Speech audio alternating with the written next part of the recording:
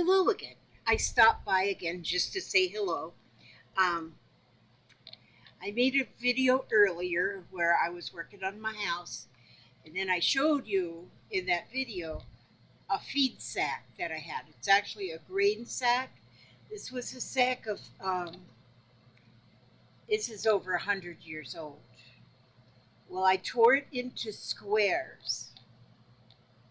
I tore it so that it was kind of hard to tear because this stuff's a little tough. But I tore it into squares. None of them are of equal size, and different parts of the sack have a lot of the pieces. There's some stamped numbers on there. I mean, this is like they're stains. And I washed these after I received them. I washed them. I put them in the washer and dried them outside, and because there was actually grain still stuck on the fabrics. They were that, they're so anyhow. And there's some of these pieces that have some print on them somewhere. Well, there's quite a few little. See, like this one. Some of them have some print on them, but and then a lot of them have stains on there like this. And they didn't come out when I washed them, so they're meant to be there. Now, and I also told you about Emma Freeman. She has got a channel that she has made, well, she's got a lot on her channel, but she has made a lot of meditation books. And that's where I first got my idea about making a meditation book.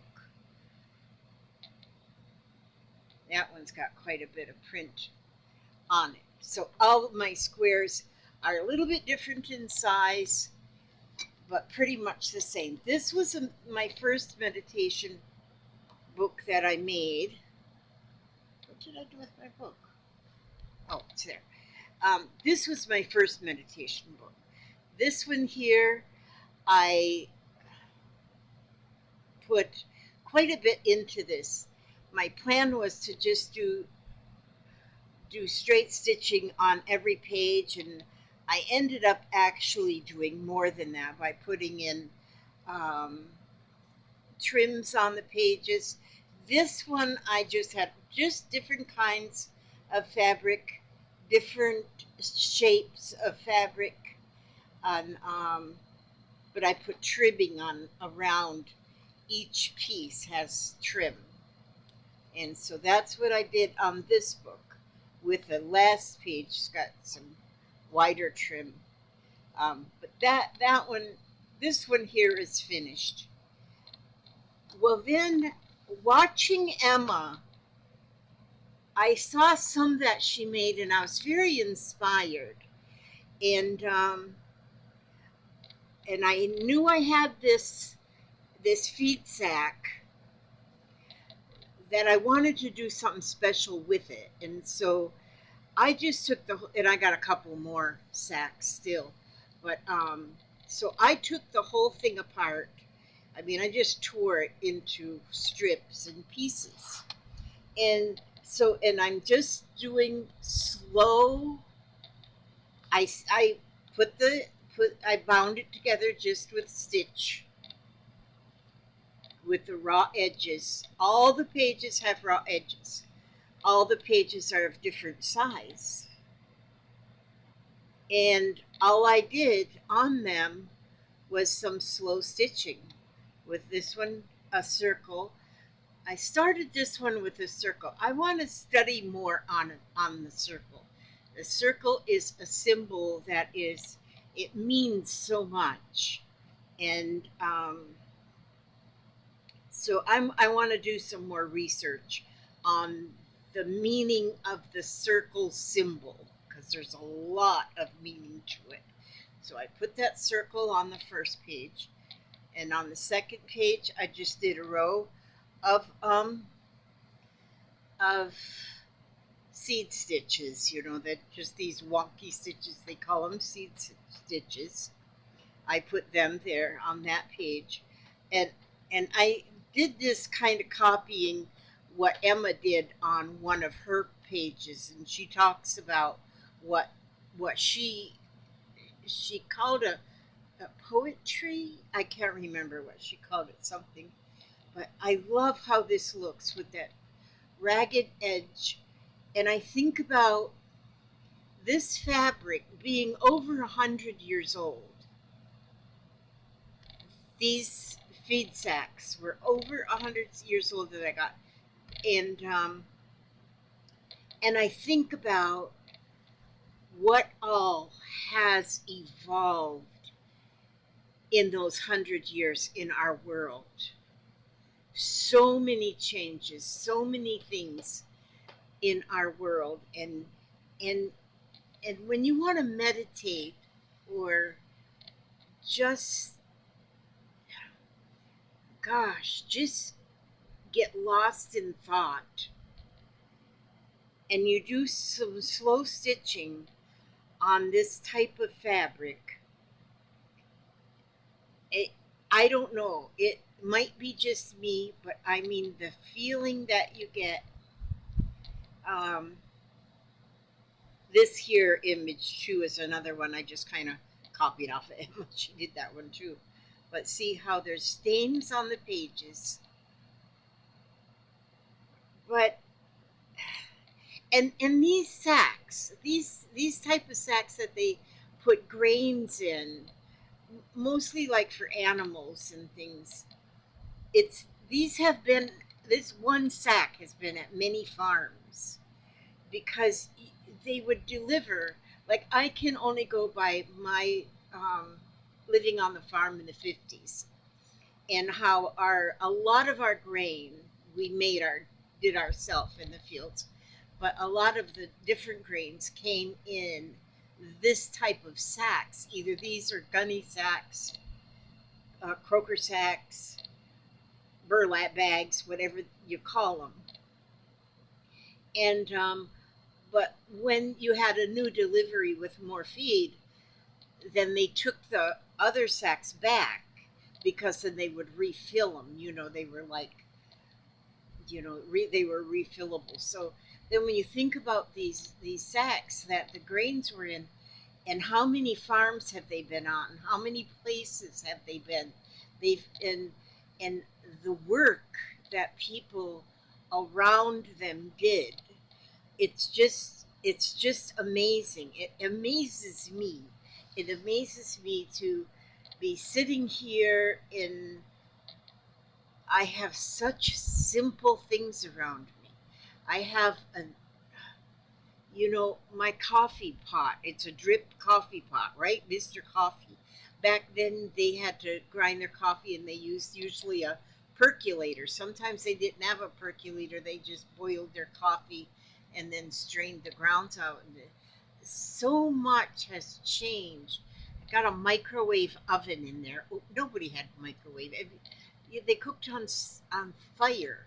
You know, they cooked on a fire heated stove, and and when you think about, I don't think, especially children these days, with all their electronics, and you don't even see kids playing out in the street anymore. Not around here anyway. It's just because they're all inside in the air conditioning and playing on video games or watching television. And maybe maybe there's differences in farming communities and things like that, but I mean, and stitching has been something that has been done forever. But stitching, if you think about like a mother, a wife in the pioneer days, all day long they were very busy, very busy. I mean, from the moment they got up in the morning till the lights went out in the kitchen after dinner. They were busy, so busy, you know, keeping the house moving, keeping the farm moving, keeping everything in business. And then in the evening, they would go sit by the fireplace in their rocking chair or their easy chair, and but then they would pick up their linens and they would do embroidery stitches, and they did that to kind of calm, in my opinion, to kind of calm down from the busy day. They would do their type of slow stitching, which is so many times embroidering on a dish towel, embroidering on a pillowcases, embroidering on their dresser scarves and their tablecloths and their napkins, everything. That was done in the evening, in the evening after a hard day at work, a hard day. And I'm telling you, they didn't have no microwave ovens or nothing. I'm telling you, they didn't have any automatic washing machines or just push the button and the clothes are going to dry. Everything was pinned to the clotheslines. And then you have to run. Oh gosh, if it started raining, you got to run out there and get them before they got soaked. And then you bring them on in, and then they had to iron it. They baked all their own bread. They baked their pies. They cooked everything from scratch. They didn't have no rip it open and put it in the microwave. They worked so hard, and I believe probably 90% of homemakers in the evening would sit to calm down. They would stitch, and or maybe not calm, maybe just relax after such a hard day. And they would relax and they would do their slow stitching, which I don't know if any of them just did mindless or just thoughtless. It was always they were doing something like, I mean, we find these pieces now in thrift shops and in garage sales and antique shops and things. And when you look at them and you see how much work went in, I mean, crocheting and knitting, all of those things, they meant so much. This one I'm going to still fill in that little piece right there with just seed stitches in there. And then I might go around and border each of these pages. Also, maybe I'll get a different color F embroidery floss because I've almost used the rest. Yeah, I've only got a little piece of this left. So then I'll probably pick another color. Maybe I might border around the pages, but see how each of my pages are different sizes. But there's something about flipping through these pages, and like I say, I'll see if I can get a link to Emma Freeman. I've been watching her lately, and she talks so much about her meditation books, and she's got so many of them, and none of them are like perfect pieces of fabric. None of them are, I went to the store and bought this new fabric and tried this. No, they're all recycled, like recycled fabrics. And this, just to know where this fabric has been, and just to know where it's been. Well, we don't know exactly where it's been, but we know it's been in a lot of places for a lot of years. So I'm going to make these other ones into small little five. I think I got 6 pages on here. 1, 2, 3, 4, 5, 6. Yeah, I've got 6 pages on here. I think what I'm going to do with these is I've got two more sacks to take apart and to make into small pieces.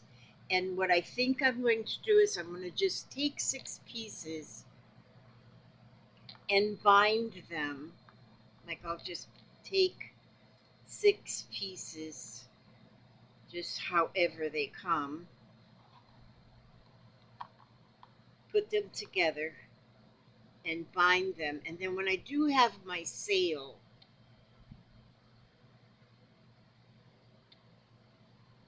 see, see there's 6 pieces there. And then just by a running stitch down here, I can bind them so it'll already be a book. But something about this size, it's easy to work with because you can just hold that one piece and stitch. And then if you're in the middle of the book, then you just hold on to that one piece and stitch. So it's not cumbersome or nothing. And it's just so soft. It just feels so good. And just to handle something that has been, these ones especially, you know, out of this old fabric. I don't see a lot of this type of fabric. I've seen that a lot of the yard salers, the online yard salers, they have a lot of, I've seen a lot of flour sack, where they're calling it feed sack, but it's not this. It's not this actual what I call a feed sack.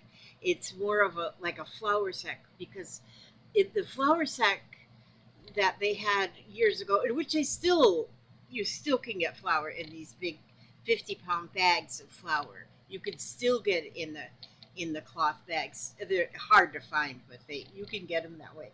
But so many little girl dresses back centuries ago, or decades ago anyway, were made out of those flour sacks because they were printed. They were pretty prints on them, and they made beautiful little dresses for little girls especially. These are more of the farm animal feed sacks. Grain bags. I guess these might be grain sacks. And so, although one of them I have, it's a big bag, but it was for salt. It was like 100 pounds of salt was in that bag. And so I'm going to put them together. I'm going to make them just with the running stitch, so they're stitched together, but they'll be to where you can pull the stitch out. But I think I'm going to have them available, a few of them available when I do my sale, which I'm hoping to do my sale on the 3rd, which is going to be next Sunday, I guess. If I don't change my mind. I hope I don't change my mind. I don't want to change my mind. And so I'm going to have some of the, I've had a few odds and ends that I'm going to sell. And you can have your meditation book very, very simple, or it can be complex.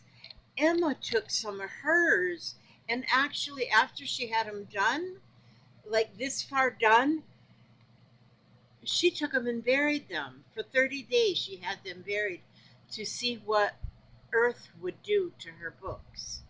And then she took them out of the ground, and then she washed them off, and you could see where the earth had added, they added to the book. I'm just real impressed with what she's done. Emma Freeman is her name. And so if you're interested in this kind of thing, which this kind of stuff interests me so much, just so much. And then this one I kind of really went overboard with and added a lot, which I just picked a few different fabrics I had in these little papers are just little quotes that I put in. But see, all my pages are different sizes. And then I added borders on them. They've all got the stitching in them. They've all got just a running stitch all in them. But all the pages are of different fabrics. There's some upholstery fabric. There's denim in there. There's just cotton fabric. What was this? I put something in there. Oh, I was working on this when I was watching the shipwreck of the Empress of Ireland in 1912. I put that in that little pocket so I wouldn't forget what I wanted not to forget. And so while I was doing this is when I when I when I when I was watching that. Okay, so anyway, looks like Papa's coming to see if I'm ever going to come to bed, which is 1:36 a.m. So I guess probably I should call it a night. But I just wanted to show you. I really just wanted to show you this little book. So I'm going to now find something to read because I have to read myself a bedtime story because it looks like it's time for me to go to bed. This is my keeper. My keeper is out here. Oops, I got to turn it this way. Just a minute. I got my glasses on. And and when you make these, you could use any fabrics. I mean, you don't have to. I just love this grain bag fabric. All right, it says, "Dearest you, we have a secret for you. We have a secret for you. The more you think you know, the less you actually do. So if you are willing to keep an open mind, you will avoid the narrow confines of the know-it-all and open up to the unlimited potential that can be discovered only by the curious optimist.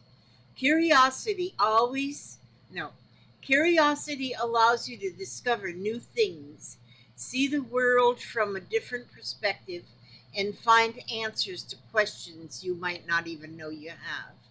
Right now, whatever is going on, it's important to know that you are not aware of all the aspects of it you need to see to make in let me start. Right now, whatever is going on, it's important to know that you are not aware of all the aspects of it as you need to see to make an informed choice. You might be projecting a story that isn't totally true. So, moving forward, your mantra should be, I don't know, or that's interesting, as you keep your mind and heart open to new experiences and a richer existence overall. All of us over here want you to be all you can be. We are cheering for you. Can you hear us? And with that, I ask God to watch over you every step you take, every move you make, keep you safe and secure, keep you happy and healthy. And I hope to see you on the next video. Now I'm going to bed.